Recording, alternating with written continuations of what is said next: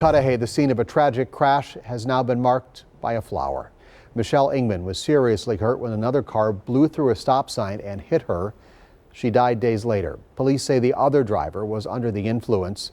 We've learned this was not his first offense. Our Mary Jo Ola walks us through the criminal complaint and spoke with a neighbor, Cory Hicks, about what he saw right before the crash.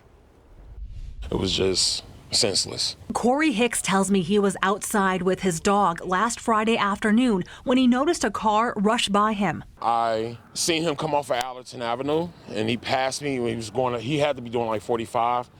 So I was like, wow, he's kind of like going too fast. And a second later, after he passed me, I heard the crash. That crash sent 48-year-old Michelle Engman to the hospital. The beloved wife, mother, and teacher in the St. Francis Public School District later died. 27-year-old Troy Vaillancourt appeared in Milwaukee County Court Wednesday, charged with a felony in Michelle Engman's death. According to a criminal complaint, Vaillancourt told police that the night before the crash, he was up late, drinking several glasses of wine and 3/4 of a bottle of bourbon. He slept for about 2 hours, then went to work. Hours later, Vaillancourt left work in St. Francis and collided with Michelle's car around 3 p.m. He stayed. He said he dropped his phone when he was driving down this block. Vaillancourt stayed, knowing with his prior OWIs he would likely be arrested.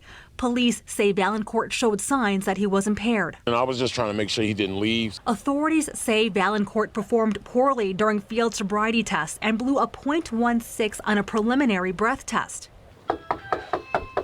I stopped by Vaillancourt's address for comment. Get off my property. During our conversation on Tuesday, Michelle's husband, Adam, did not show any hate toward Vaillancourt. It can't be undone, but one thing that she taught me is that when you don't know where to go from here, you always have to turn to love. If convicted, Vaillancourt could face a $100,000 fine, 40 years in prison, or both.